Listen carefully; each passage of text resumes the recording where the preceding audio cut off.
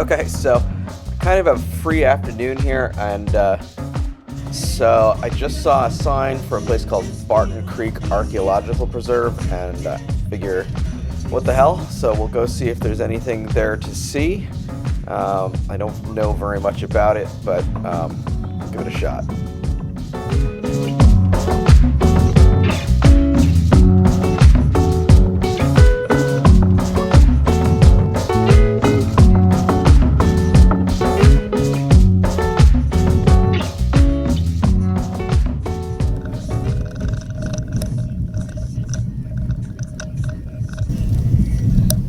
This vehicle is not four-wheel drive. I thought I was reserving a four-wheel drive vehicle, but apparently I did not.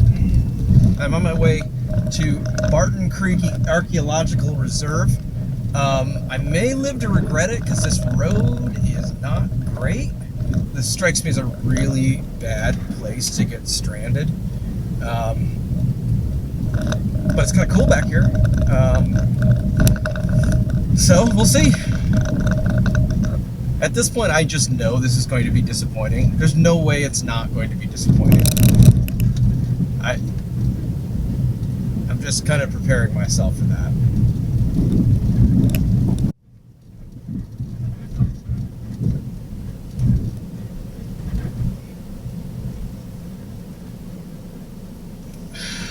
Well, we're gonna see how deep this is. I'm having a hard time imagining driving through this, but I don't know, maybe? Am I crazy? I'm pretty crazy, I think.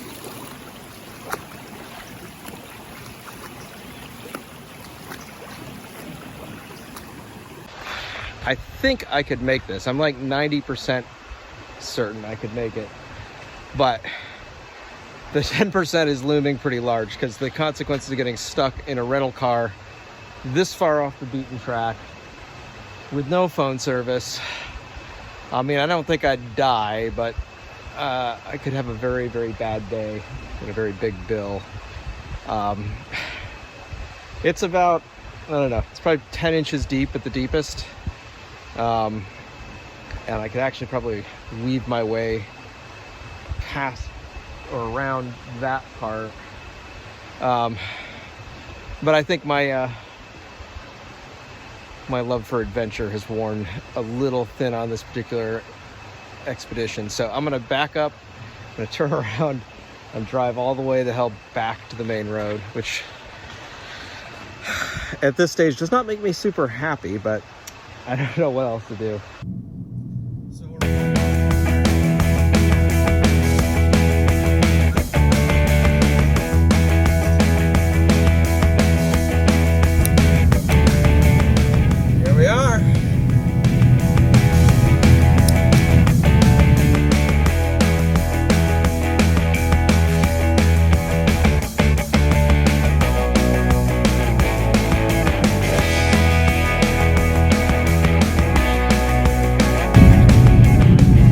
These are maybe the best unpaved roads I've ever ridden out of my life.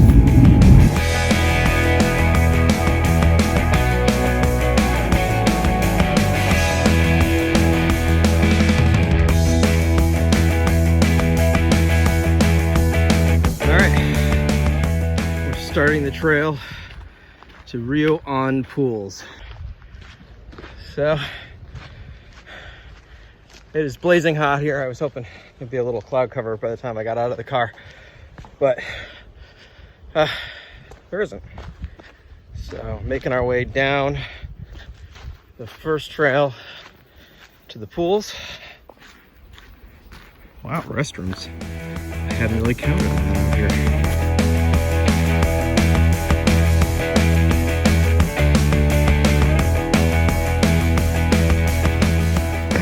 This is more what I pictured.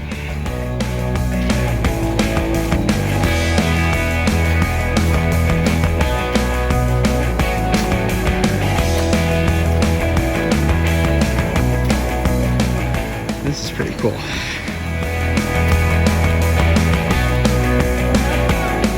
So we have a few other Brave travelers, we've made it this far. Guess I'm gonna wander around a bit.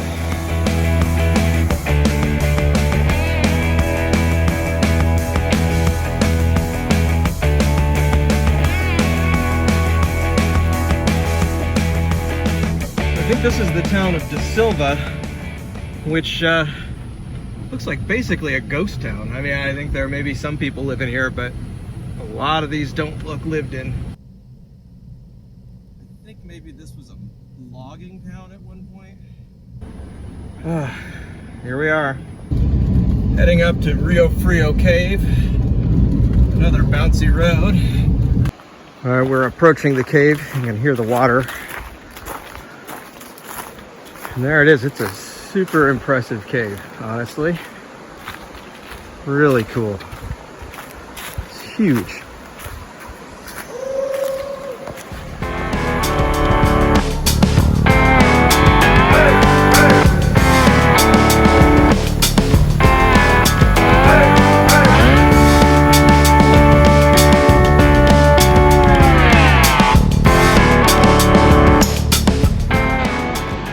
See, it's just an absolutely enormous cave. It's not real long, it's kind of a pass-through, but it's just cavernous, like, you know, a cave should be, but it's just huge.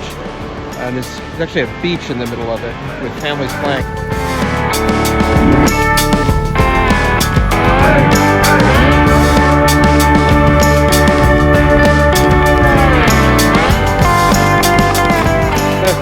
I am on the Rio Frio Cave nature trail. Some guys at the cave told me that you could get to the other entrance to the cave on this trail. Oh, some super impressive fungi too. Look at that. Some leafcutter ants hard at work. I'm gonna stay close enough on this side.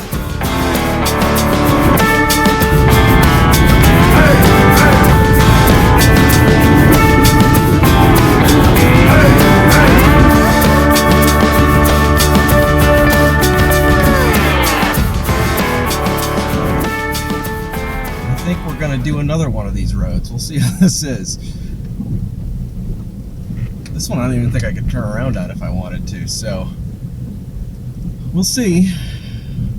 6 kilometers, so like 4 miles, give or take. I didn't even see this road. It didn't look like a road. I was like, wait, I'm supposed to turn here? It's impressive that Google Maps has this on it. I probably could have hiked this about as fast as I could drive it, although I don't know how much hiking I want to do in this like 95-degree weather.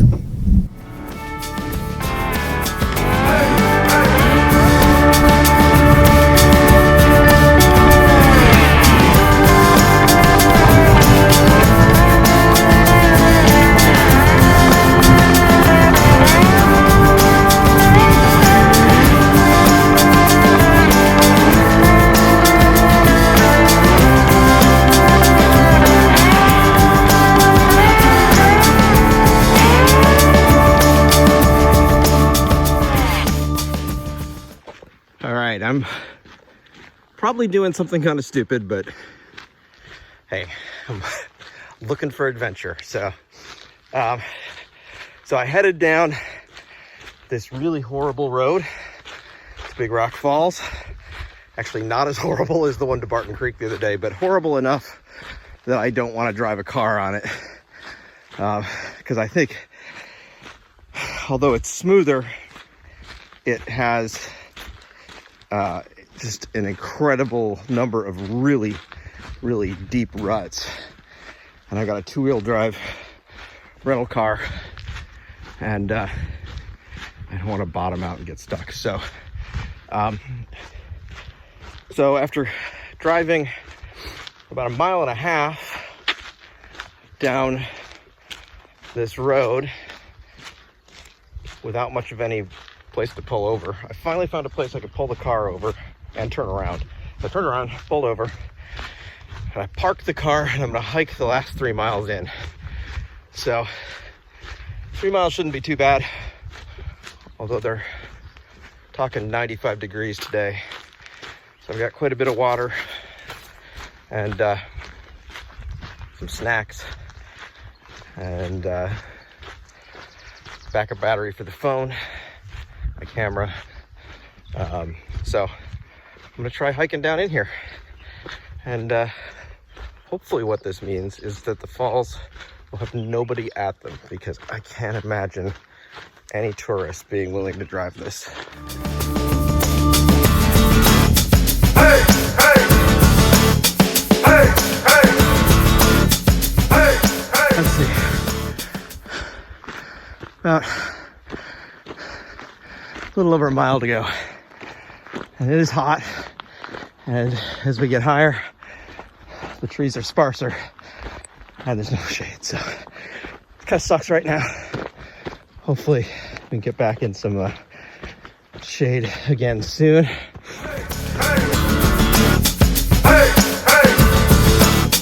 I was just looking at Google Maps, and it looks like there's another road to Big Rock Falls from the other side. I have this sneaking suspicion that I am going to get there, find it full of people, all of whom drove a much easier route from the other side. So I considered hiking back to the car and driving it, but I don't know. Come this far. Hey, hey, hey,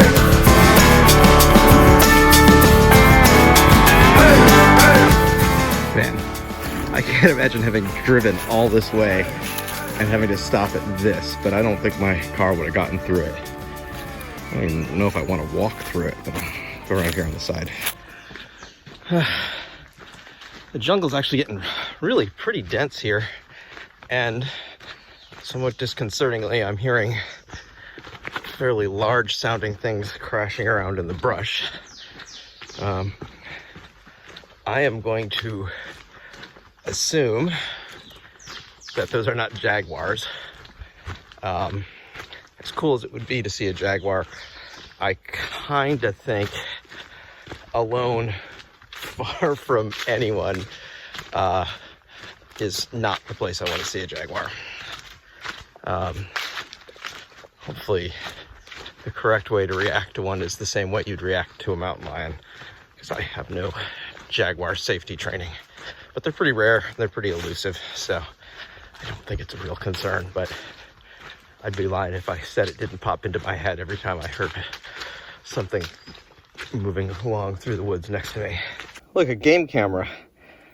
Just got a picture of me, I'm sure. Wonder what else it's seen. The game camera is actually the property of Panthera, which makes me think that there is a jaguar connection.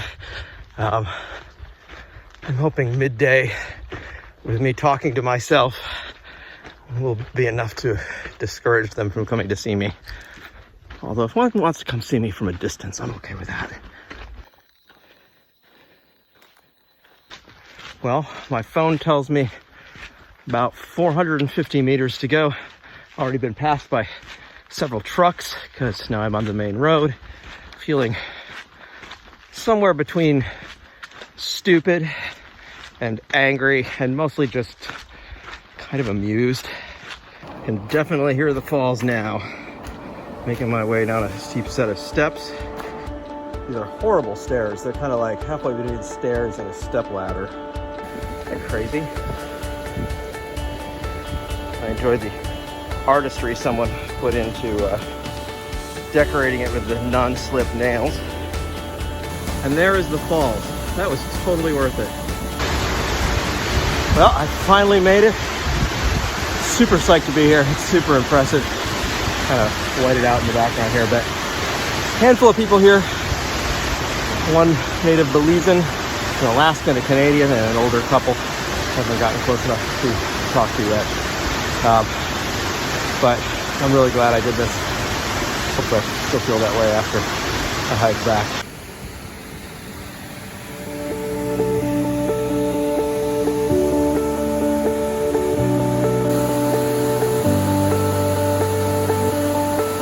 Well, it turns out that the road I took is an old logging road. One of the guys at the falls actually said they didn't think anybody had driven the length of it since sometime in the 1990s, so I'm actually kind of proud I made it as far as I did. But anyway, nobody was going to give me a ride back to my car, but these two guys offered to give me a ride back to the other end of the road, so basically a 1 mile hike instead of a 3 mile hike. So I gladly took them up on it.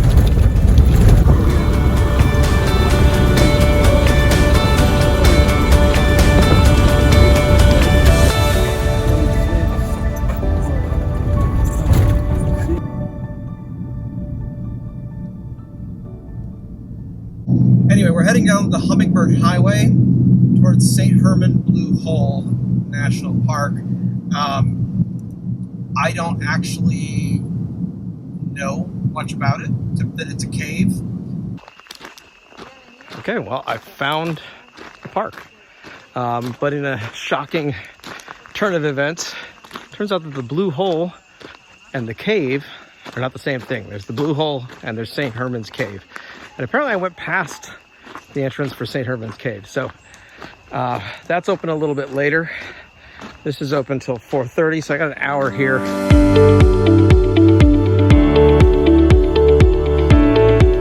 The water is cold and super clear.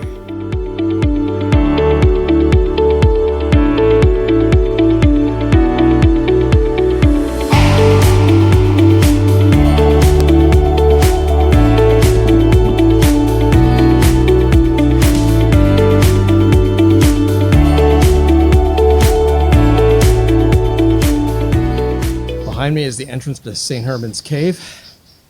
I can feel the cold air moving up out of it already. I'm gonna head down in.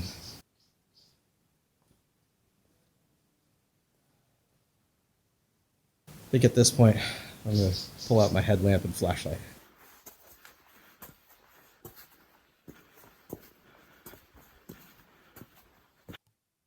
We're headed out.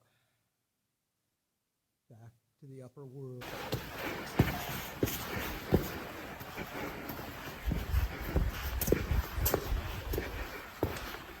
This cave is huge.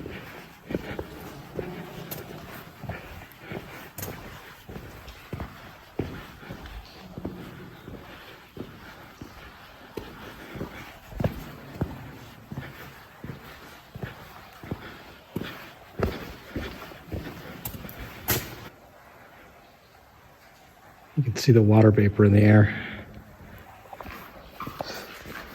You guys reached the end? Yeah, it's just like another 100 feet or so. Okay. Really cool though. This is cool.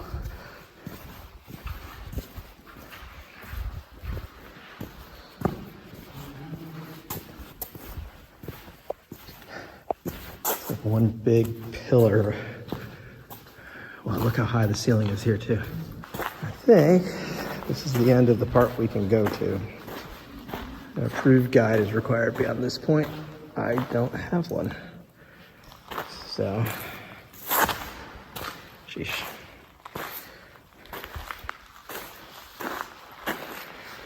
All right, well, we'll head back out.